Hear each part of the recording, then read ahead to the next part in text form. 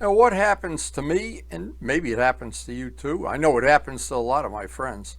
There's certain bikes in their collection. You get on them, you go through the populated areas and where you have to go to get out of town. Then the road will open up, or you get into the twisties or wherever it happens to be. And you look around, there's not much traffic, not much law enforcement, and you become a hooligan. And there's just no other way to put it. Hooligan, I don't know. I'm sitting here going down the back roads and thinking, my God, I'm 18 again. I just couldn't have more fun. I'm smelling two-stroke oil and going through the gears. Just going through the gears, it really does. It makes you a hooligan.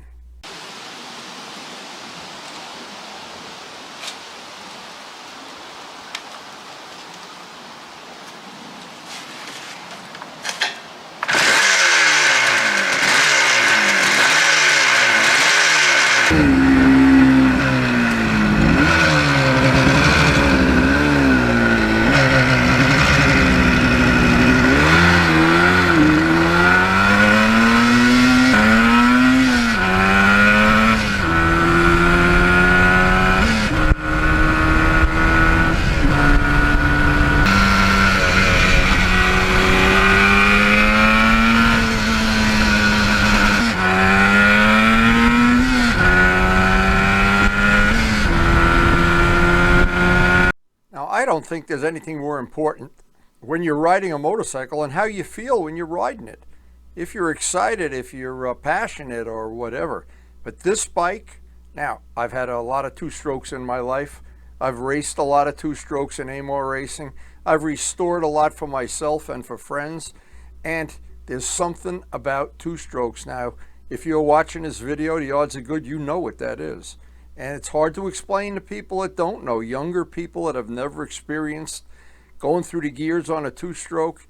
It's an exceptional thing, and it does make you a hooligan. I don't know why. To this day, I don't know why. The minute I get on a two-stroke, it's a different feeling than when I get on any of the other bikes in my humble collection. My other bikes, yes, they are more modern and have more safety features and everything. But when I get on this bike, I'm like, you turn into Bonnie and Clyde. You want to rob a bank or a drugstore or something, or go print some money. I don't know what there is, but this bike definitely is I call it a hooligan maker.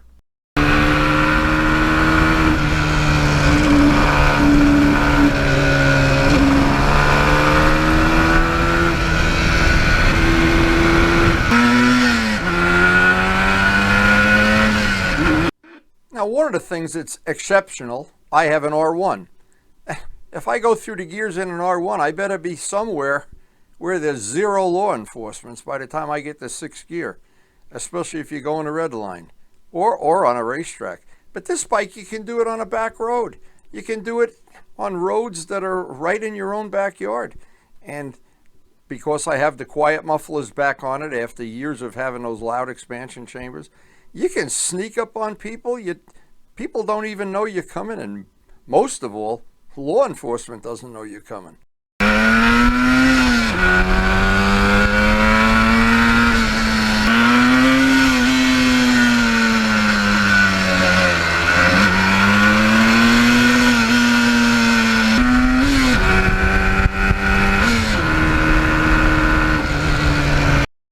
Now, maybe you're like me, and you haven't experienced if you go way back into this era and you got on a two-stroke, sometimes you did things that you weren't really proud of, or a year later or a day later, you said, what was I thinking? And in my case, I've crashed a lot of them on the track and on the street too, because I was a hooligan. I was a real hooligan, not a fake hooligan. I really thought I was somebody I wasn't, would be the best way to put it. But as I've matured and grown older and developed my bike collection, I've come to see that there's still some beauty in looking back at those memories of being a hooligan.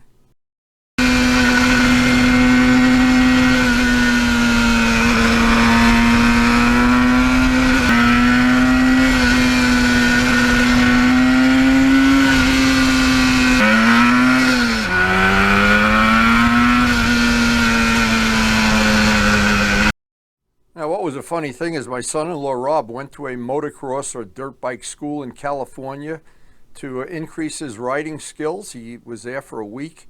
He came back and, hey, let's go for a ride. Let's go for a ride. It's a beautiful day. And I said, I'll tell you what, you just got back from motocross school or whatever you were doing out there. Take the RD.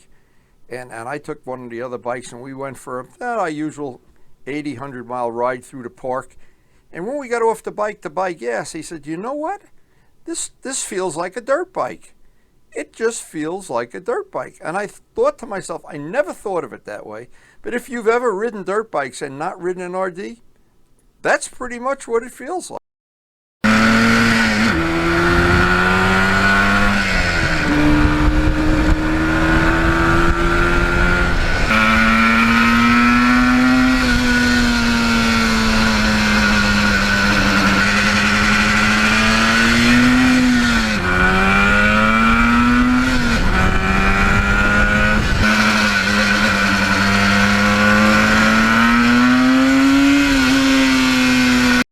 Now, another thing back in the day, and this is always a funny story, you tell people now and they think you're crazy, but this was a big thing back then.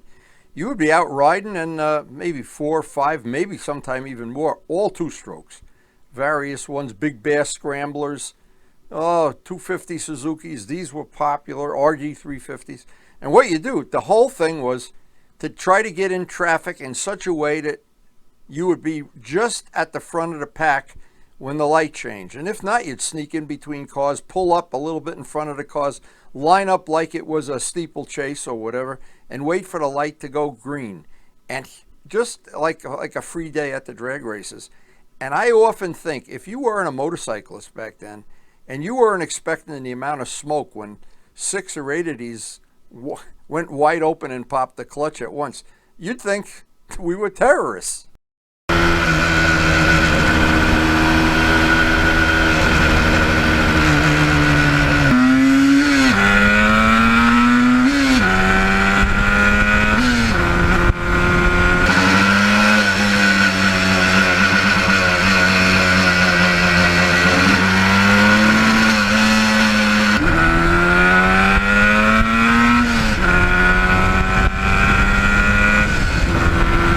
Another thing I always get a kick out of, from time to time, I just go to take this bike to Motorcycle Mall just to park it in front of the place and share some of the fun. And you'd always have some young guys that haven't been motorcycling for too long, and they'd walk by and look, what year is that? What's that? What's, that's a little different. What? And I tell them it's a two-stroke, and the question is always, what's a two-stroke? Well, you're not dealing with somebody that's a seasoned rider at that point in time. But I always have fun with them, and we always have we're always could be friends, of course, no matter what bike they're riding. And they always want to hear it run. Yeah, I'll start it up for you. No. Oh, no electric starter.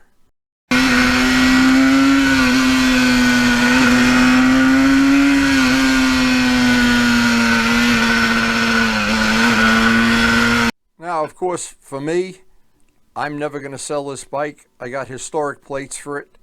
I intend to keep it until the end of my days. And I hope I still have that feeling when I'm riding when I get older. Now, I'm only 79 now, so I got a long ways to go. And I always have that feeling I want to put those expansion chambers back on and put the cafe seat and the low handlebars and go tear up the street. But for right now, I just love riding it as it is.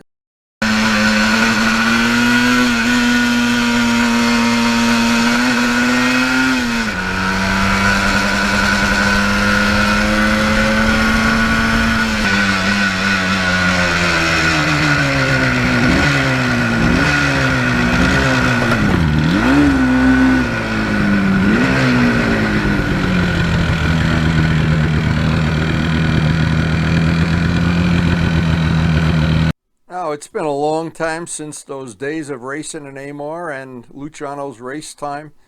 But we look back at this time, and I know Luciano does every time we do a two-stroke day. We get on these old two-strokes, and I know Ray down in Florida still has my race bike. Ray, treasure it. And the memories. You get on a bike, there's not many things that can bring you back to a special time of your life any quicker than a two-stroke. And I have a lot of bikes in my humble collection, but that RD is always one of the special ones. And to me, very, very special. Now, if you're new to our channel, we have a very, very eclectic channel.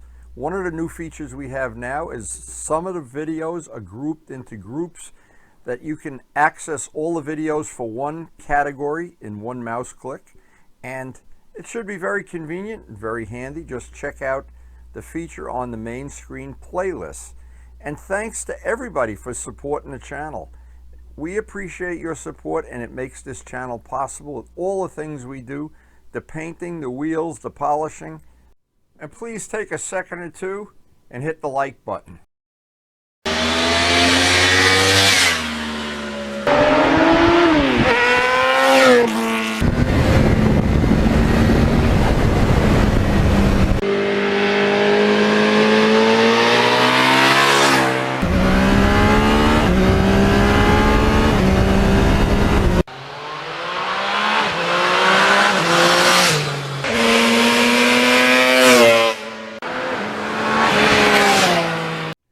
And thanks everyone for watching.